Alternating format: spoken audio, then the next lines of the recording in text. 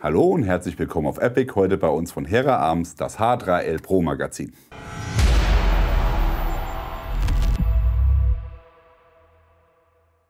Ihr habt es alle mitbekommen, das europäische Gesetz hat vorgegeben, dass hier das Waffengesetz überarbeitet wird und Magazine von Halbautomaten auf 10 Schuss reguliert werden. Über Sinn und Unsinn wollen wir jetzt hier gar nicht diskutieren. Wir wollen auch gar nicht politisch werden. Wir brauchen einfach eine Lösung, wie wir hier vernünftig arbeiten können. Das Problem, für alle, die jetzt nicht wissen, wo denn überhaupt das Problem ist, ein 10-Schuss-Magazin sieht so aus und ein 30-Schuss-Magazin sieht so aus. Ja, für den Präzisionsschützen, der jetzt sportlich zum Beispiel liegend aufgelegt mit Zweibein schießt, der wird sagen, ich brauche kein 30-Schuss-Magazin. Das ist auch völlig richtig, denn da ist natürlich ein kurzes Magazin von Vorteil, weil ich hier nicht einen Überstand habe und damit entsprechend gut arbeiten kann. Für alle anderen, die aber dynamisch schießen, sprich im IPSC oder in anderen Sportarten, wo ein schneller Wechsel von Magazinen notwendig ist, da habe ich natürlich ein Problem, weil ich hier nur so einen kleinen Stummel habe, den ich greifen muss. Und da ist natürlich ein 30-Schuss-Magazin von Vorteil, wenn ich damit denn arbeiten möchte. Hier hat Hera Arms schon seit längerem eine Lösung in Form eines Magazins, was mit einem längeren Body gegossen worden ist. Das war aber ein einteiliges System, das heißt unten gefüllt und im oberen Bereich ein 10-Schuss-Bereich. Und da hat man jetzt gesagt, wir wollen noch mal ein besseres oder ein überarbeitetes Magazin rausbringen und das wäre dann das H3L Pro. Hier hat man, wie ihr sehen könnt, ein zweiteiliges System geschaffen. Das kommt hier in dieser Verpackung genauso zu euch. Einmal das 10-Schuss-Magazin, auch mit einem roten Follower. Bedeutet, da seht ihr auch immer sofort in der Waffe, wenn sie leer geschossen ist, kann man hier reinschauen und sieht schön, dass das leer geschossen ist, also ein roter Follower. Und zusätzlich gibt es hier dann noch eine Verlängerung, die eben dann mit dem 10-Schuss-Magazin gekoppelt werden kann, um dann den Körper eines 30-Schuss-Magazins hinzubekommen. Ich habe hier einmal eins von Magpul und hier haben wir jetzt ein Hera, dass ihr das mal sehen könnt, Seite an Seite. Es ist von den Dimensionen her fast identisch. Das Hera ist vielleicht 1,5 Zentimeter länger, aber das war es auch schon. Denn der wichtigste Punkt, und das ist das, was viele andere Hersteller noch nicht hinbekommen haben, ist der Körper, der Verlängerungskörper und das Magazin sind hier durchgängig ohne eine große Erweiterung. Viele Koppler oder viele Magazinkoppler, die es gibt, die haben dann hier meistens einen etwas ausladenden Aufbau, konstruktionsbedingt.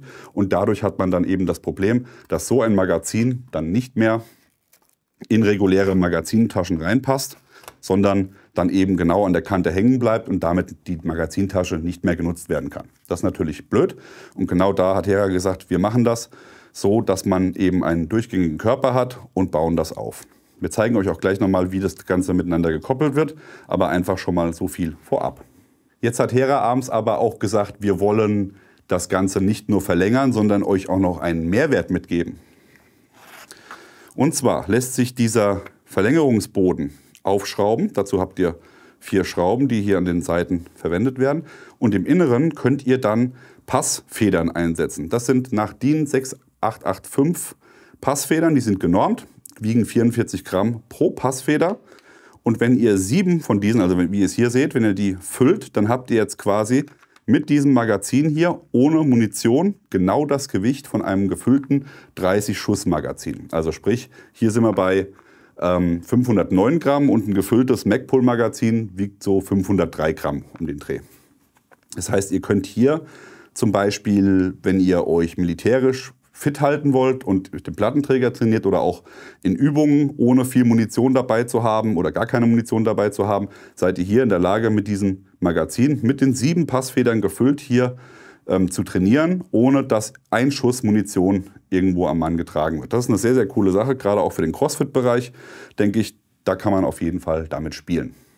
Jetzt wollt ihr aber vielleicht einfach auch die 30 Schuss simulieren. Das heißt, ihr könnt hier ein paar Passfedern rausnehmen. Wir haben das für euch schon mal so grob vorgerechnet. Das hängt natürlich immer davon ab, wie schwer eure Munition ist.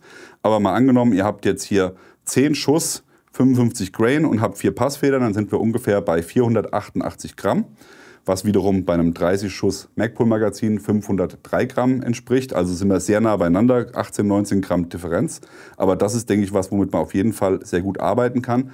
Und das wäre tatsächlich auch nochmal ein Thema im IPSC-Bereich, wenn ihr schnelle Magazinwechsel machen müsst und die Magazine besser fallen sollen aus der Waffe. Oftmals sieht man ja auch, wie dann die Leute die Magazine rausreißen, weil sie eben nicht frei fallen. Hier durch das erhöhte Gewicht, was dann natürlich noch vorhanden ist, fallen die Magazine natürlich dann auch besser.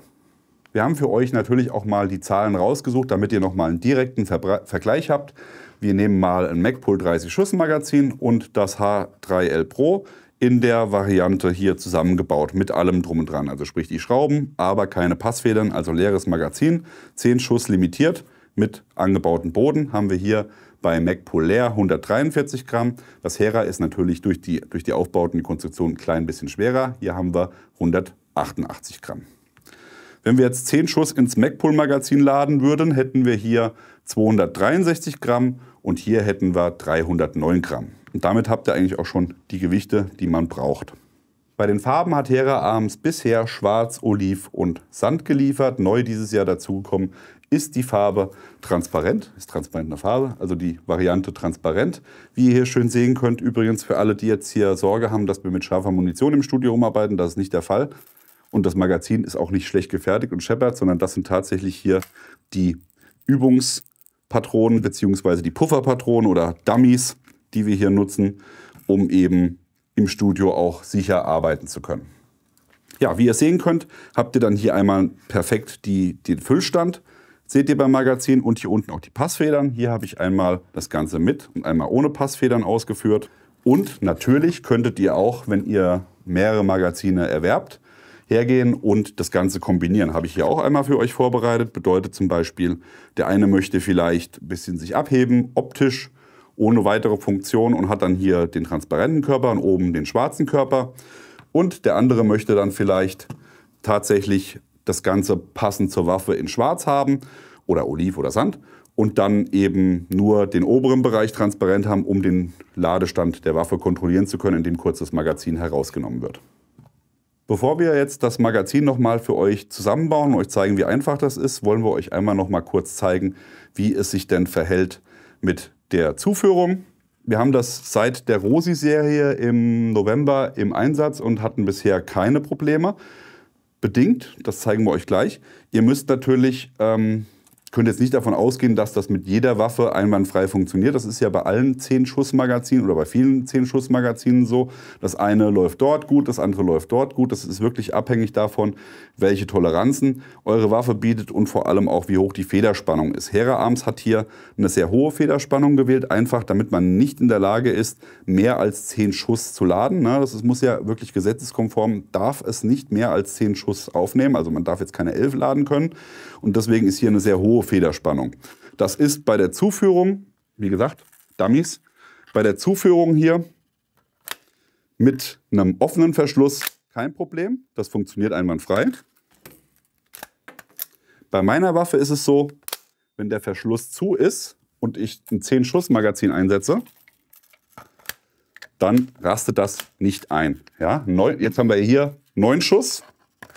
Das rastet ohne Probleme ein. Also das wäre dann auch gar kein Thema, aber etwas, worauf wir auf jeden Fall hinweisen wollen oder müssen, um eben einfach für euch nochmal zu sagen, okay, wenn ich jetzt wirklich was haben will oder so trainieren will, dass ich mit einem geschlossenen Verschluss arbeite, zum Beispiel ich habe jetzt fertig geladen und will dann ein administratives Nachladen machen, um eben wieder ein frisches Magazin drin zu haben, dann habe ich hier mit der initialen Federspannung eventuell Probleme, je nachdem, was ihr für ein Waffensystem habt.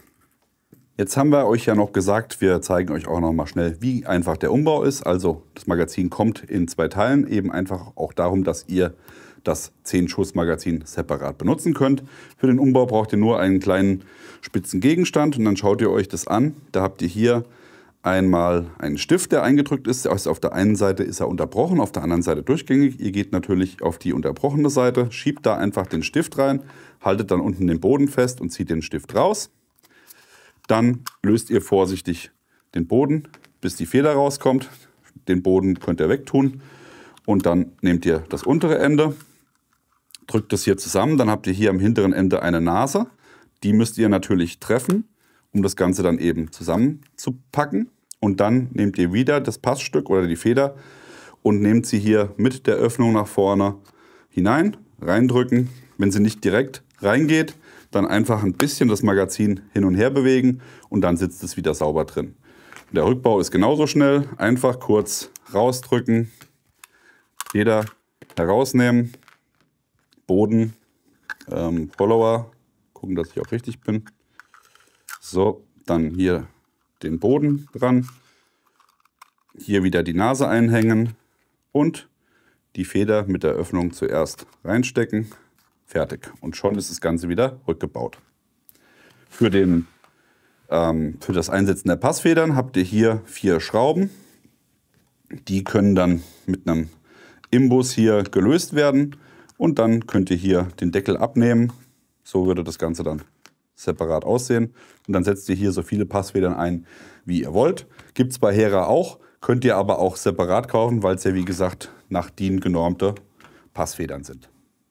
Kommen wir zum Fazit. Hier hat Hera Arms mit dem H3L Pro alles richtig gemacht, was man sich nur vorstellen kann. Ihr habt eine perfekte Passform für alle vorhandenen Magazintaschen. Dass das Magazin tatsächlich 1 Zentimeter länger ist als ein normales Magpul-Magazin, hat uns bisher noch nicht gestört, bei keiner Tasche und bei keinem Aufbau. Ihr habt hier die Möglichkeit, ein 10-Schuss-Magazin zu nutzen oder eben halt die Verlängerung zu nutzen. Ihr habt die Möglichkeit, Gewichte zu nutzen, um eben auch im CrossFit-Bereich komplett gesetzeskonform trainieren zu können und habt trotzdem das volle Einsatzgewicht eines gefüllten 30-Schuss-Magazins dabei. Ihr habt verschiedene Farben und ihr habt jetzt auch neu ein transparentes Magazin. Was will man da noch besser machen? Wir wissen es nicht. Was die Robustheit angeht, hat bisher das Magazin bei uns auch einen sehr guten Job gemacht. Schreibt uns gerne mal in die Kommentare, wenn ihr die Magazine selber schon getestet habt, wie es bei euch aussieht. Einziges Manko, wie gesagt, das haben auch andere Hersteller, ist, wenn der Verschluss geschlossen ist und ihr 10 Schuss geladen habt aufgrund der hohen Federspannung, dass dann das Magazin nicht rastet. Aber das ist, denke ich, was, wenn man das weiß, damit kann man sehr gut umgehen. Und im Zweifelsfall leiert die Feder auch irgendwann mal aus und dann funktioniert die Sache wunderbar. Ja, ihr bekommt das H3L Pro von Hera Arms überall dort, wo man Produkte von Hera Arms kaufen kann. Wir blenden euch hier mal den Link zum Hersteller selbst ein. Dann könnt ihr da auf der Webseite euch nochmal die Informationen abrufen und natürlich auch die Händler entsprechend finden.